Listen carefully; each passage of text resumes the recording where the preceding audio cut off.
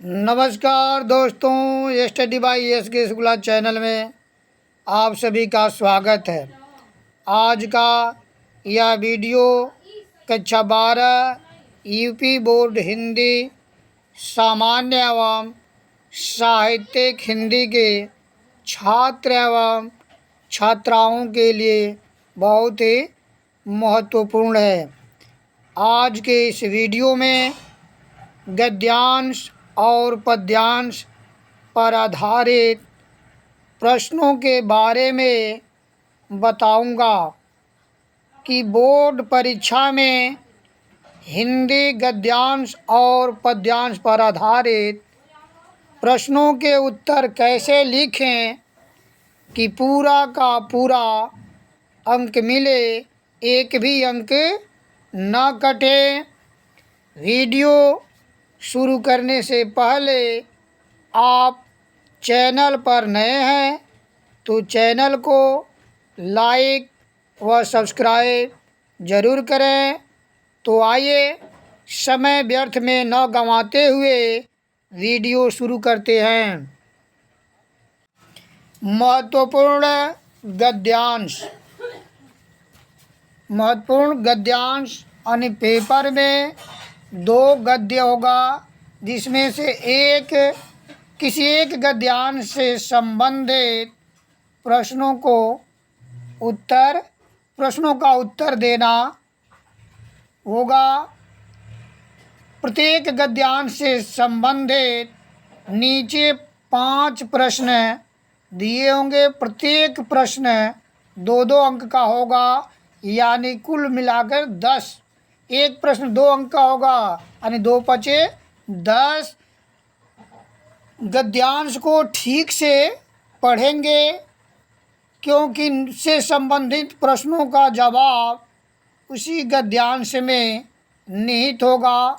बाहर से जवाब उत्तर देने की आवश्यकता नहीं है। तो गद्यांश से संबंधित प्रश्नों का सही उत्तर देने के लिए गद्यांश को ध्यान से पढ़ेंगे। तो आइए पहले हम गद्यांश को पढ़ते हैं और फिर उससे संबंधित प्रश्नों का जवाब देंगे। जवाब को गद्यांश में खोजेंगे, ढूंढेंगे। मुझे मानव जाति की दुर्दम निर्मम धारा के हजारों वर्ष का रूप साफ दिखाई दे रहा है। मनुष्य की जीवनी शक्ति बड़ी निर्मम है। वह सभ्यता और संस्कृति की वृथा मुँह को रौंदती चली आ रही है। न जाने कितने धर्माचारों, विश्वासों, उत्सवों और व्रतों को धोती बहाती यह जीवन धारा आगे बढ़ी है। संघर्षों से मनुष्य ने नई शक्ति पाई है। हमारे सामने समाज का आज जो रूप है वह न जाने कितने ग्रहण और त्याग का रूप है। देश और जाति की विशुद्ध संस्कृति केवल बाद की बात है। इससे संबंधित नीचे 5 प्रश्न दिए गए हैं। पहला प्रश्न है, उपर्युक्त गद्यांश के लेखक एवं पाठ का नाम लिखिए। दूसरा प्रश्न है, रेखांकित अंश की व्याख्या कीजिए। तीसरा प्रश्न, मनुष्य की जीवन शक्ति को निर्मम क्यों बताया गया है? लेखक ने किसे बाद की बात बताया है? मनुष्य ने किससे नई शक्ति पाई है? तो आइए इन प्रश्नों का जवाब हम गद्यांश में खोजते हैं। देखते हैं किस प्रश्न का जवाब कहाँ है। तो प्रयुक्त गद्यांश के लेखक एवं पाठ का नाम। उपयुक्त गद्यांश के लेखक एवं पाठ का नाम तो लिखेंगे सबसे पहले संकेत। संकेत लिखेंगे, संकेत। और संकेत में गद्यांश के पहली पंक्ति के 2 स्वर तथा अंतिम पंक्ति के अंतिम 2 शब्द लिखते हैं, बीच में डॉट डॉट, ताकि इससे पता चल सके कि किस गद्यांश से संबंधित प्रश्नों का उत्तर आपके द्वारा दिया जा रहा है या दिया गया है। तो संकेत लिखना बहुत आवश्यक होता है और विशेष ध्यान रखेंगे कि 2 ही कलर का आप परीक्षा में उपयोग करें, ब्लैक और ब्लू, नीला और काले कलर का ही प्रयोग करना चाहिए, अन्य किसी कलर का नहीं। तो प्रयुक्त गद्यांश के लेखक एवं पाठ का नाम लिखिए। तो पहले सुंदर अक्षरों में पहले उत्तर लिख करके प्रश्न नंबर 1 और लिखेंगे गद्यांश पाठ का नाम और लेखक का नाम, पाठ का नाम व लेखक का नाम। तो पाठ के नाम पहले गद्यांश को ठीक से पढ़ेंगे, पहचानेंगे कि यह किस पाठ से अवतरित है। तो मुझे मानव जात की दुर्दम, यह अशोक के फूल से लिया गया है। तो पाठ का नाम लिखकर आगे लिखेंगे अशोक के फूल। लेखक का नाम लिखकर आगे लिखेंगे आचार्य हजारी प्रसाद द्विवेदी। दूसरा प्रश्न है रेखांकित अंश की व्याख्या कीजिए। तो प्रश्न नंबर 2 लिख करके रेखांकित अंश की व्याख्या, रेखांकित अंश की व्याख्या लिखेंगे हेडिंग, और फिर एक एक शब्द को पढ़कर और उसका अर्थ लिखते जाएंगे। आचार्य हजारी प्रसाद द्विवेदी जी कहते हैं कि मनुष्य की, मुझे मनुष्य जाति की दुर्दम माने जिसका दमन करना बहुत कठिन हो, निर्मम माने ममता रहित धारा के हजारों वर्ष का रूप साफ दिखाई दे रहा है। मनुष्य की जीवनी शक्ति मनुष्य की जीवनी शक्ति बहुत ही निर्मम है। वह सभ्यता और संस्कृति की वृथा मोह माया को रौंदती चली आ रही है। तीसरा प्रश्न, मनुष्य की जीवन शक्ति को निर्मम क्यों बताया गया है? मनुष्य की जीवन शक्ति को निर्मम इसलिए बताया गया है,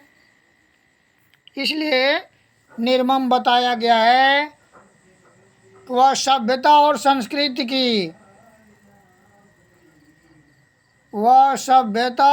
संस्कृति की वृथा मोह को रौंदती चली आ रही है।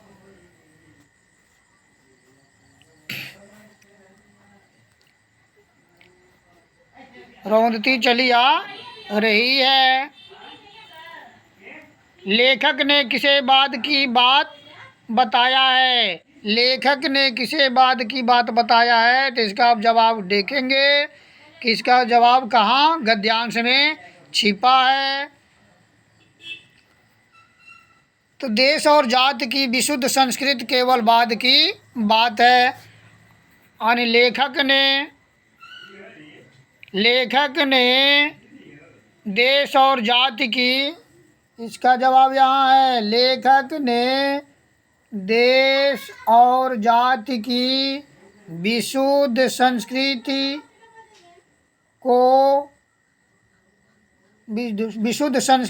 को केवल बाद की बात बताया है। लेखक ने देश और जाति की विशुद्ध संस्कृति को बाद की बात बताया है। मनुष्य ने किससे नई शक्ति पाई है? इस प्रश्न का जवाब देखेंगे। मनुष्य ने किससे नई शक्ति पाई है? तो विश्वासोत्सव और व्रतों को धोती बहाती या जीवन धारा आगे बढ़ी है। संघर्षों से मनुष्य ने नई शक्ति पाई है। यानी मनुष्य ने किससे नई शक्ति पाई है? तो मनुष्य ने संघर्षों से नई शक्ति पाई है। इसका जवाब यहाँ है, मनुष्य ने संघर्षों से नई शक्ति पाई है। तो आप भी गद्यांश को पढ़कर उससे संबंधित प्रश्नों का जवाब सही सही दे सकते हैं।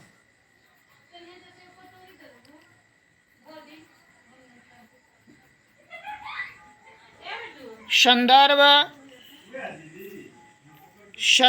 यानी कैसे लिखेंगे?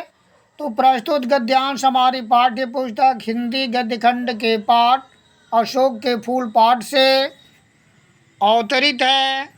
इसके लेखक आचार्य हजारी प्रसाद द्विवेदी जी हैं।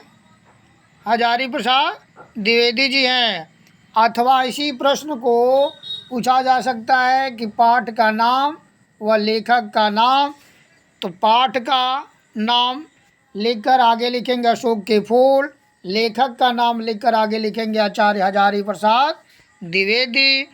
रेखांकित अंश की व्याख्या आचार्य हजारी प्रसाद द्विवेदी जी कहते हैं कि मानव जाति के विकास के हजारों वर्षों के इतिहास के चिंतन और मनन के परिणाम स्वरूप उन्होंने जो अनुभव किया है वह यह है कि मनुष्य की जीने की इच्छा निर्मम और मोह माया से रहित है।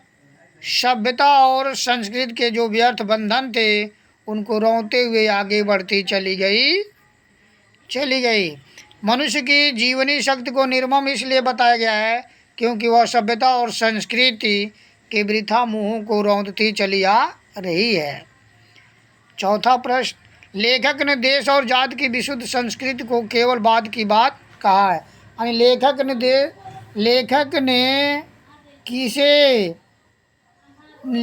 देश और जाति की किसे केवल बाद की बात कहा है। यानी लेखक ने देश और जाति की विशुद्ध संस्कृति को केवल बाद की बात कहा है।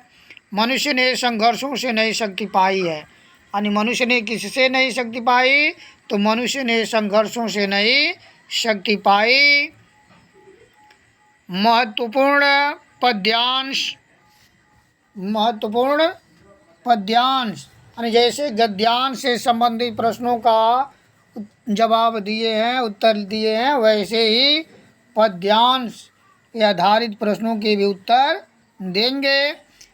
मुझे फूल मत मारो, मैं अबला बाला वियोगिनी, कुछ तो दया विचारो, होकर मधु के मीत मदन, पट तुम कटु गरल नगारो, मुझे विकलता तुझे विफलता, ठहरो श्रम परिहारो, नहीं भोगनी यह मैं कोई, जो तुम जाल पसारो, बल हो तो सिंदूर बिंदु यह हर नेत्र निहारो, रूप दर्प कंदर्प तुम्हें तो मेरे पति पर वारो, लो यह मेरी चरण धूल उस रथ के सिर पर धारो। ये पद्यांश है, इससे संबंधित प्रश्न है। उपर्युक्त पद्यांश के शीर्षक और कवि का नाम लिखिए। रेखांकित अंश की व्याख्या कीजिए।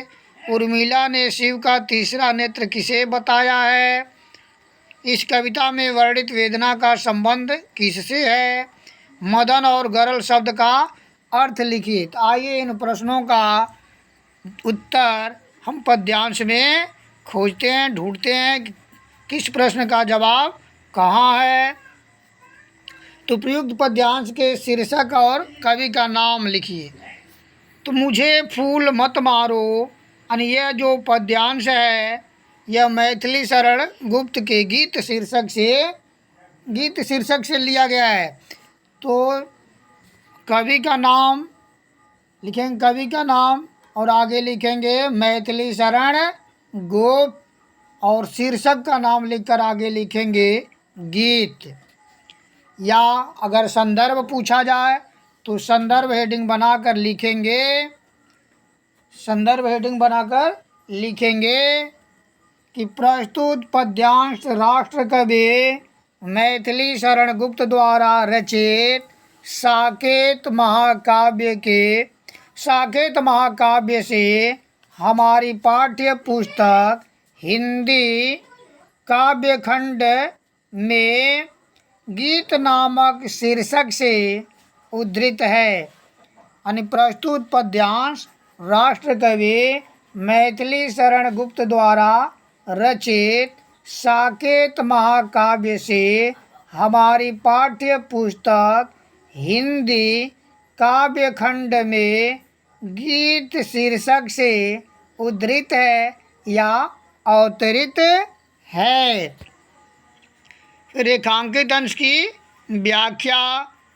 तो रेखांकित अंश की व्याख्या प्रश्न नंबर 2 लिखेंगे और उसके बाद रेखांकित अंश की व्याख्या हेडिंग बना करके और एक एक शब्द को ध्यान से पढ़कर उसका अर्थ लिखते जाएंगे।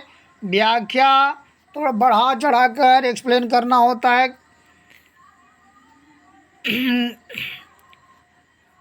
मुझे फूल मत मारो, मैं अबला बाला वियोगिनी, कुछ तो दया विचारो। यहाँ अंडरलाइन नहीं, अंडरलाइन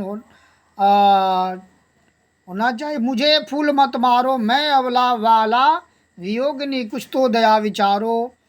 यानी यहाँ उस समय का मैथिली शरण गुप्त द्वारा वर्णन किया गया है जब राम वन चले गए हैं और राम के साथ उनकी पत्नी सीता रहती हैं। राम के साथ उनकी पत्नी सीता भी वन में रहती हैं।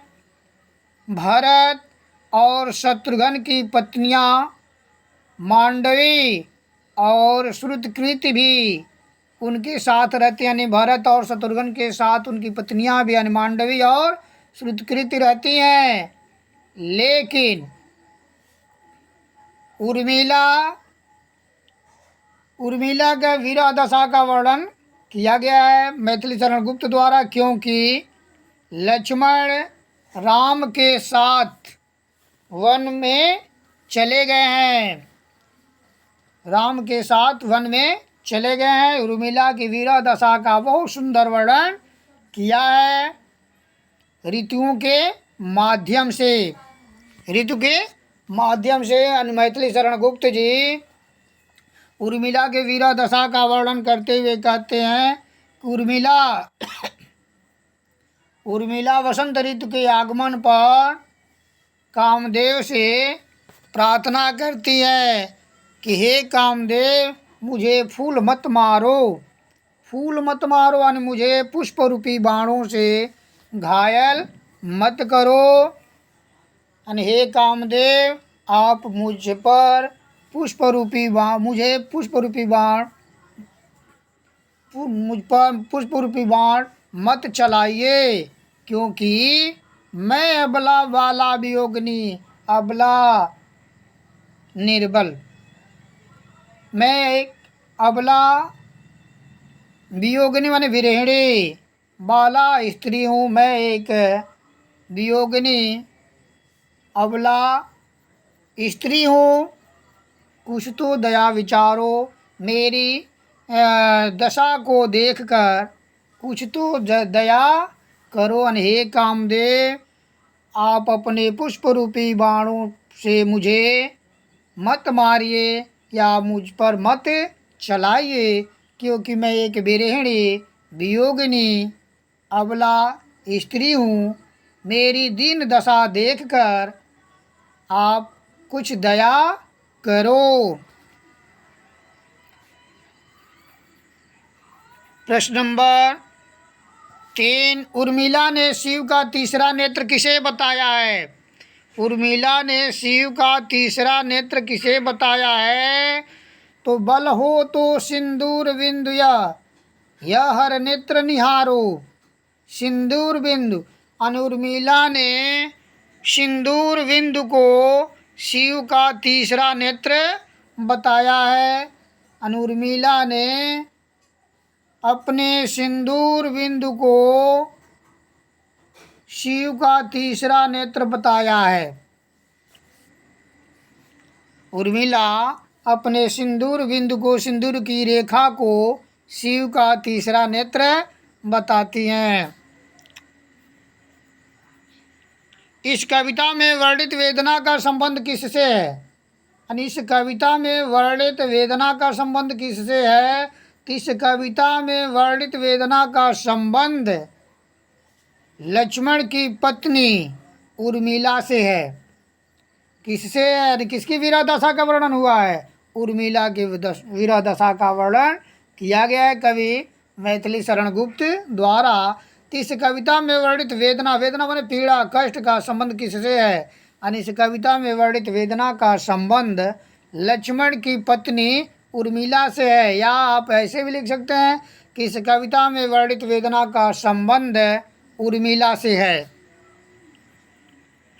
मदन और गरल शब्द का अर्थ लिखिए।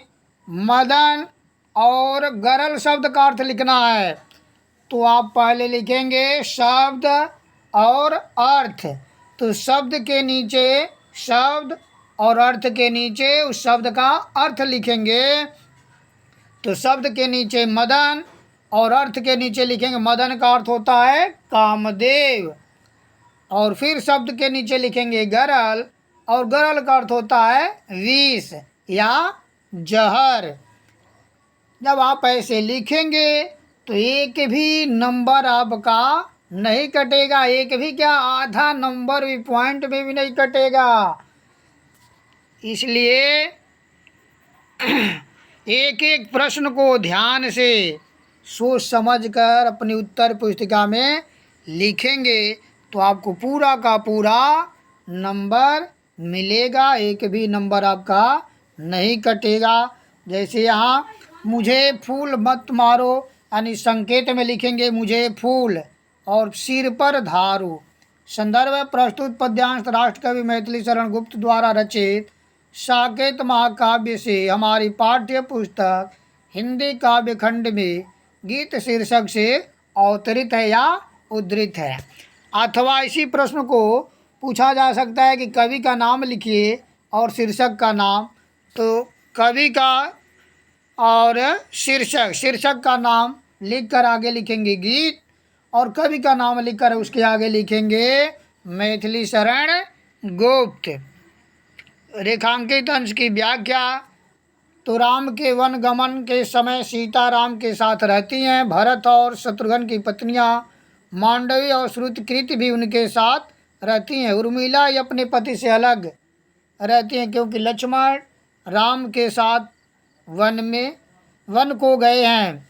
उर्मिला की वीरदशा का वर्णन खड ऋतु के माध्यम से, ऋतुओं के माध्यम से करते हुए गुप्त जी कहते हैं कि वसंत ऋतु के आगमन पर उर्मिला कामदेव से कहती हैं कि हे कामदेव, मुझे अपने पुष्प रूपी बाणों से मत मारिए, या आप अपने पुष्प रूपी बाणों को मुझ पर मत चलाइए, क्योंकि मैं एक वियोगिनी अबला स्त्री हूँ।